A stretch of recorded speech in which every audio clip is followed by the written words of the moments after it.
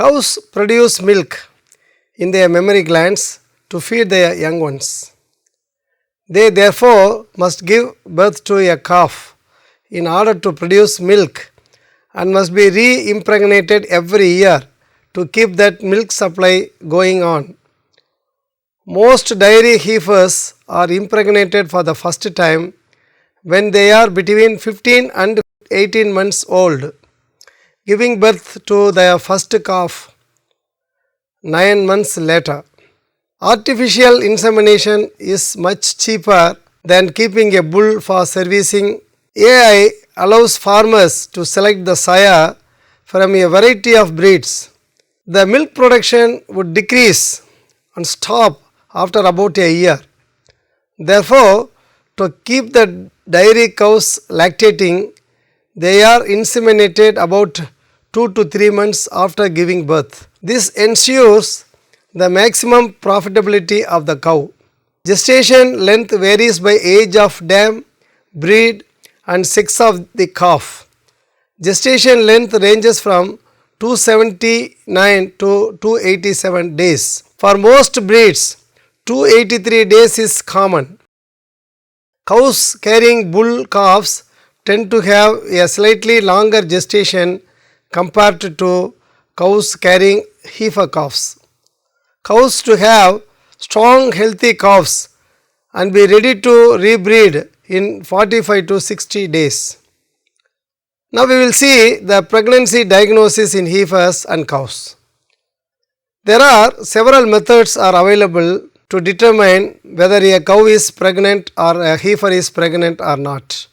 If estrus signs are not observed around 3 weeks after service or insemination, the cow is generally assumed to be pregnant. However, even in cows where estrus is not detected, not all of these cows will be pregnant.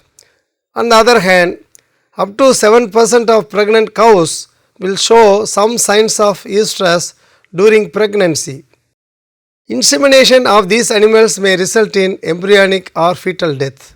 The second method is rectal palpation. Pregnancy testing by rectal palpation in cattle is commonly invasive, requiring manual rectal palpation of the reproductive tract. Currently, rectal palpation is the easiest, fastest, cheapest method, most accurate method that meets most of our goals. The experienced veterinary doctor has to insert hand inside the reproductive tract and feel uterus and growing embryo. If one feels like the uterus is distended with a small oval ball of liquid floating inside it or something that feels like a fetus, then the cow is bred, that is pregnant. If one does not feel anything of the sort, just a uterus, then she may open, that is not pregnant. It takes a lot of practice to the age of the embryo. The size one feels are according to how far the development of the embryo has taken place. 2 months of pregnancy, the fetus will be a size of a mouse, and in 3 months it will be size of a rat. In 4th month the size of a small cat, and in 5th month it will be as a size of a large cat, and in 6 months a size of a small dog, and in 7th month it will be size of a Labrador dog. Because of the high incidence of embryonic mortality, this test should be treated solely as an indication of conception. Pregnancy should be confirmed later by rectal or ultrasound examination. Now we will see the ultrasound examination. There are different types of methods and a machine available. The most commonly used machine today are B mode real time, meaning that they produce an acoustic image in real time. They usually range from 3.5 to 7.5 MHz. With greater megahertz one can see more detail but have less depth penetration. There is more depth penetration with the lower megahertz but less detail. It is always a reciprocal. There are also external methods available. These machines diagnose from outside the body. These machines cannot estimate stage of gestation. Now we will see the intrarectal method to diagnose the pregnancy. This requires insertion into the reproductive canal. Can diagnose pregnancy at 12 to 14 days post insemination, and this is difficult to assess embryonic death.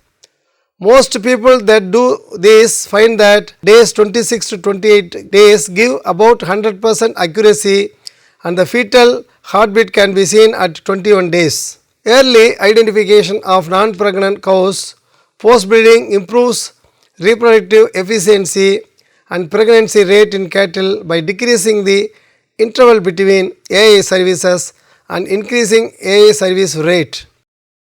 Now we will see the early pregnancy factor. Two EPF early pregnant factor components, namely EPFA and EPFB, are present. The EPFA is found in uterine tube and EPFB is in the ovary. Production requires signal from fertilized ovum, that is ovum factor, released under prolactin presence after sperm penetration. This appears 4 to 6 hours after fertilization and disappears with fetal death. It is not detectable at 20 days in milk and 30 days in serum. Now we will see the milk progesterone assay. This test is based on the milk progesterone concentration 21 to 24 days post breeding. The milk progesterone parallels blood progesterone. It is important to know that this can only be used with known AI or breeding dates, and the test cannot be done randomly in a herd.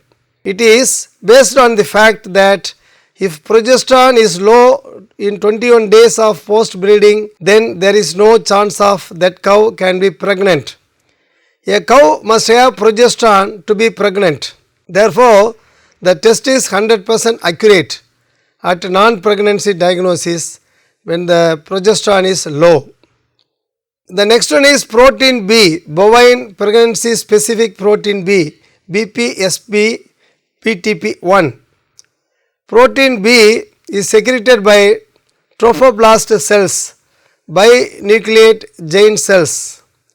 It is a radioimmunoassay procedure and therefore is time consuming and relatively expensive. These factors also present during the postpartum period, therefore there may be false positives result even if the cow is non-pregnant. Now we will see the management of pregnant cows. 9 months of pregnancy is divided into 3 trimesters of 3 months each for convenience of the management. The first trimester of pregnancy, otherwise the foundation period, the placenta is formed, which is a direct connection between the cow and her developing calf and provides oxygen and nutrients to the fetus through blood flow. If the placenta is not well developed because a cow is stressed, there can be reduced blood flow to the fetus. Reduced blood flow negatively impacts the nutrition the fetus receives throughout the entire gestation. The first trimester is also when the fetus brain, heart, liver and reproductive organs start to form. Now we will see the second trimester, forming muscles. The second trimester continues to build and grow organs, establishing internal systems. that will impact how those organs function throughout life. Muscle development begins during the second trimester. A stressed cow during the trimester can lead to reduced muscle fiber development, total muscling, and ultimately carcass weights for the developing calf. The physical fitness of the newborn calf depends on the muscle development during second trimester. Now the last trimester, otherwise called as the critical time. The last trimester of pregnancy is a critical time in the yearly cycle of the cow. The way she is fed and is managed at this time will have a direct effect on her rebreeding schedule and the health of her calf. If a cow is to calve every 365 days, she must be bred within 83 days after calving. From calving until the uterus in condition for pregnancy is approximately 40 days. This leaves only 2 heat periods for her to be rebred. The nutritional needs of cows increase rapidly during the last 3 months of pregnancy because of the fetus makes 70% of its growth in the last 3 months. A lack of energy and protein is the greatest cause of poor reproductive performance. Low quality winter feeds and poor management practices allow serious nutritional problems to develop. The cows should be fed to gain weight during the winter. Older and weak cows and first calf heifers need extra feed and care. Cows should be fed in groups according to condition and age of the cow. Because the unborn calf is largely protein, the need for protein increases as calving time approaches. Pre-calving nutrition of the mother cow has many important implications in the resistance of the calf to stress and disease. Now we will see the food part of the pregnancy period. The daily feed requirements of the pregnant cow is green fodder around 15 to 20 kilos, dry fodder 4 to 5 kilograms, compound cattle feed around 2 to 3 kilograms, oil cake 1 kilograms, mineral mixture 50 grams and salt 30 grams. When we see the importance of mineral mixture, either mixed into the feed or fed a free choice. Trace mineral salt or phosphorus mixture should be provided at all times. Special minerals such as magnesium to prevent winter tetany and selenium should be added as needed, especially if cereals, straw or weathered hay is a major part of the diet. We should pay special attention. We should watch cows for vaginal prolapse, the greatest incidence during last third of pregnancy. Abortion.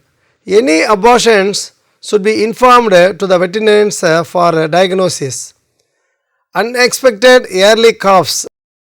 As calving time draws near, don't be caught off guard by early calves. If cows have external parasite built up, provide dust bags at this time or treat cows with injectable or topically applied insecticides. Minimize the handling stress as much as possible with well designed facilities. Feeding pregnant cows after 6 p.m. may result in more calves being born in daylight hours. Vaccine the cows for calves cows if cows have been a problem in the previous years. Now we will go how to prepare for calving. We should keep the pen ready for hospital. We should collect, clean and repair calving instruments and equipments. We should have on hand all necessary sanitation equipment, obstetrical gloves, soaps and lubricants, etc. We should have on hand some frozen colostrum, electrolytes for liquid supplements, bottles, nipples, probe feeder, etc. We should prepare calving grounds which should be clean and dry. We should arrange to have cows with newborn calves transferred to a certain clean, dry, well protected site away from cows who are yet to calve. We should prepare shelters so that calves can seek shelter away from the rest of the herd. If AI will be used, study sire records, begin planning for assembling supplies, updating inseminating technique, ordering semen, etc. Now we will go for parturition. Parturition is the process of giving birth to a young one in cattle. It is also called calving. The care of cow at calving time includes turning cow into a loose box. Loose box for calving must be cleaned properly. It should be disinfected. The size of the loose box will be around 12 feet into 12 feet, that is 140 to 150 square feet area, properly bedded with a clean, soft and absorbent type of litter materials. We should guard the cows against milk fever. Occurs mostly in high yielding mature cows. It seldom occurs in the first calvers, heifers. To avoid mineral deficiency and milk fever, provide enough minerals, especially calcium, by giving bone meal in diets daily. Avoid perinating, that is milking prior to parturition, as there appears to be a close relation between nerves of reproductive organs and udder. Perinating is likely to delay parturition by few hours. Large dose of vitamin D may be given to cow about a week prior to calving, as it would be helpful in preventing milk fever after parturition. Now let us see the process of parturition. Parturition can be divided into three stages. In the primary stage, the udder becomes enlarged and distended. Udder appears hard and filled with colostrum. Tendons and muscles get relaxed, causing depressed or hollow appearance on either side of tail head, that is relaxation of the sacrosciatic ligaments. The vulva is enlarged in size and flabby. Thick mucous discharge can be seen from the vulva, that is visibility of vaginal secretions. The teats take glossy and waxy appearance. Uneasiness, changes in body temperature, increase in respiration and pulse rate. In the stage 1, that is a dilation phase of cervix, animal seeks a calm environment. The appearance of vaginal discharge starts. Liquefaction and expulsion of the cervical plug. There will be occasional kicking at abdomen with hind legs. The cow lies down and gets up frequently, and we can also notice uneasiness due to labor pain. During the second phase, that is the phase of expulsion of the fetus, cervix is fully dilated. The appearance of water bag and its gradual emergence, that is the amniotic sac, we can notice. The pain due to uterine contraction usually force animal to lie down. Bursting of the water bag and its fluid drops down. Appearance of forefeet with hoofs and knees upward. The stage lasts for 0.5 to 2 hours in cattle and buffaloes. If the stage is exceeding 2 hours, which may be due to abdominal presentation, then intervention is suggested by the veterinarians. Now we can see the normal presentation. The normal presentation, the forelimbs extended and calf head lies between the knees, straight body and hind limbs. Such a presentation needs on attention. The abnormal presentation, the position and posture will be any deviation from the normal presentation of calf. If occurs, help of expert veterinarian should be taken. In stage 3, the expulsion of placenta or after birth, the placenta is discharged within 5 to 6 hours after calving, provided the cow is in good condition and the parturition was normal. Retention of the placenta.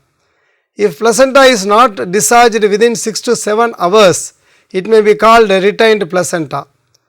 Causes of the retained placenta are old age cow, low condition of health, brucellosis, other bacterial infection, lack of tonicity of muscles of the uterus. There are certain signs for the retention of placenta. That is, a portion of placenta may be seen hanging from the vagina. If this portion of placenta contained weak blood solution and not forthcoming, then it is called retention of placenta. So, the results of retained placenta, retention of placenta longer than 24 hours signifies several factors. The inflammation of the uterus, putrefaction within the uterus, production of toxic substances, loss of appetite, fever, other vague evidences of severe trouble. So, by recognizing fetal deliveries which may require intervention, farmers are advised to call for veterinary intervention if the conditions observed during the parturition process. If a farmer suspects that animal has been in first stage of parturition for over 8 hours, if water bag is visible for over 2 hours and nothing is progressing further and animal is not showing interest, if animal is straining for over 30 minutes but making no progress, if animal has stopped straining for over 20 minutes since last progress, resting period between straining should not exceed 10 minutes, otherwise animal fatigue or uterine inertia may be involved. If dam or cough is showing signs of excessive fatigue or stress like swollen tongue of cough, of severe bleeding from vagina or rectum of the dam. If abnormal delivery is expected after observing from fetal presentation, position and posture. After fetal delivery, if dam has not passed fetal membranes within 12 hours, then intervention may be necessary. Care of after calving. Protection from cold drafts in winter is a must, and also guarding hair from extreme of temperature in summer, offering lukewarm water to the cow for drinking especially in winter, supply moistened bran with crude sugar or molasses. Care with regard to milking of cow. After parturition, when cow is milked first time, milker must ensure that all blockages from teats are removed. If the udder is somewhat hard and inflamed, there is no need to be alarmed so long milk can be obtained from each quarter freely. The cow may be milked 3 times a day until the inflammation disappears from the udder.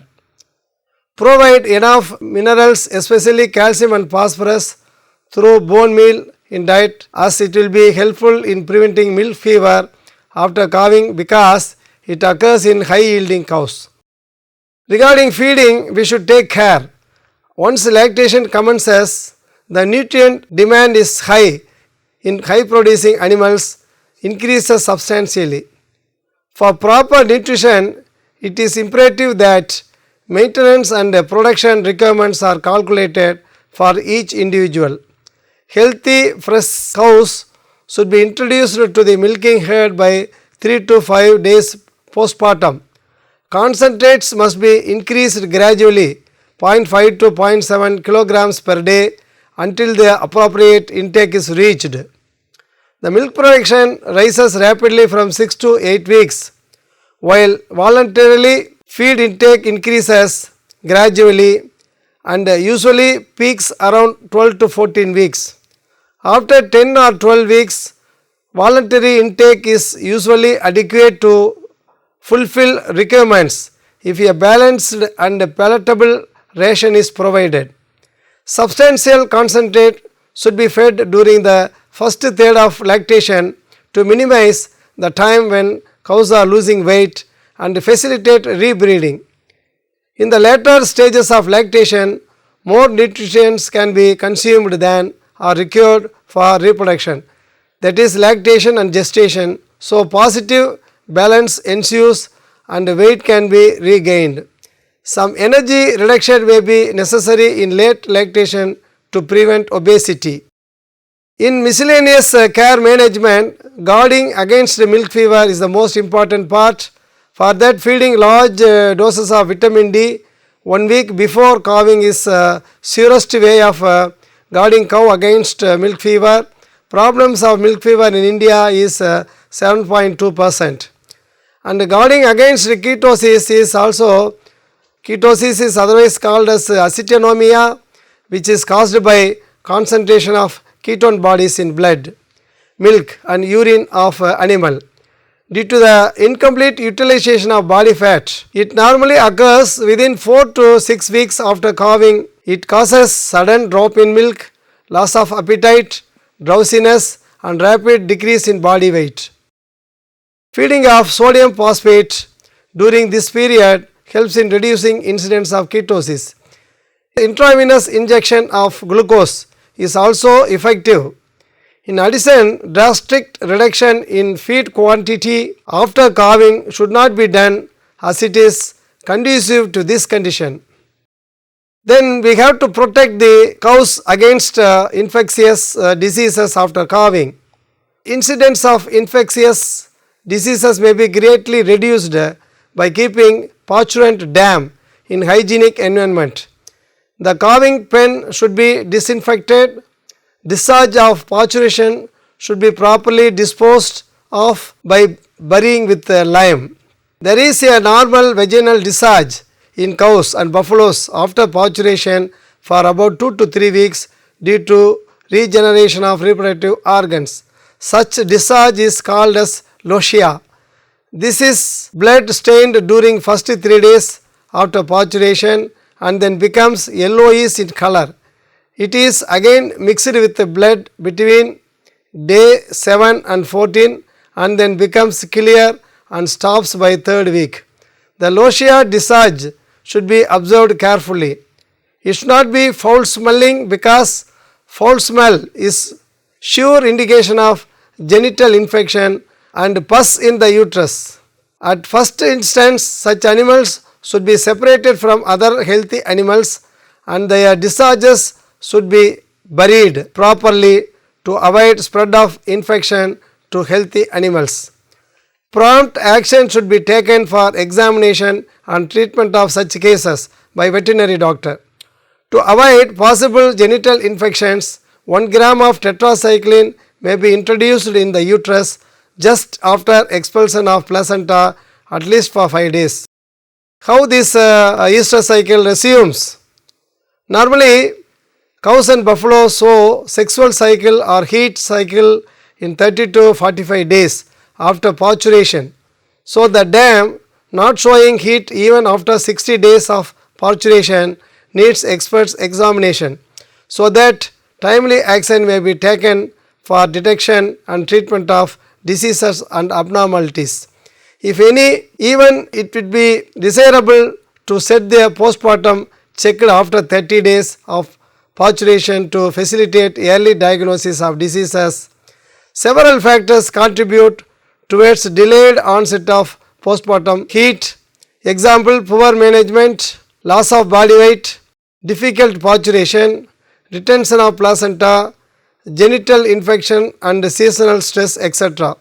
Now we will see the breeding the dam. Cows and buffaloes showing timely resumption of heat should be bred only after 60 days of parturition. Thus, a sexual rest for 60 days is necessary after parturition to allow the time for the reproductive system to prepare for the next consumption and pregnancy.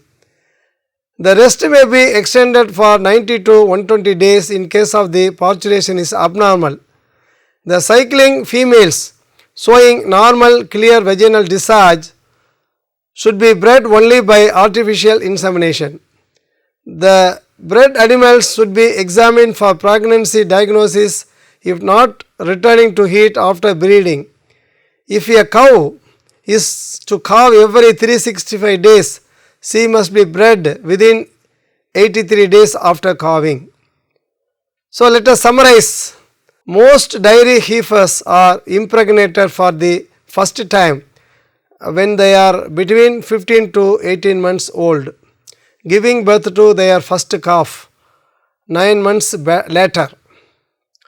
Gestation length varies by age of dam, breed and sex of the calf. Gestation length ranges from 279 to 287 days. For most breeds, 283 days is common. Cows carrying bull calves tend to have a slightly longer gestation period compared to cows carrying heifer calves. Cows to have strong healthy calves and be ready to rebreed in 45 to 60 days. Several methods are available to determine if a cow or heifer is pregnant, such as non-return to estrus, rectal palpation, ultrasound examination, hormone progesterone test, early pregnancy factor test and pregnancy specific protein B test. 9 months of pregnancy is divided into 3 trimesters of 3 months each for convenience of management. Each stage is very important. Parturition is the process of giving birth to a young one. In cattle, it is also called as calving. After parturition, the milking cow should be taken care properly. Normally, cows show sexual cycle in 30 to 45 days. After parturition, cows showing timely resumption of heat should be bred only after 60 days of parturition. Thus, a sexual reset for 60 days is necessary after parturition to allow the time for the reproductive system to prepare for the next conception and pregnancy.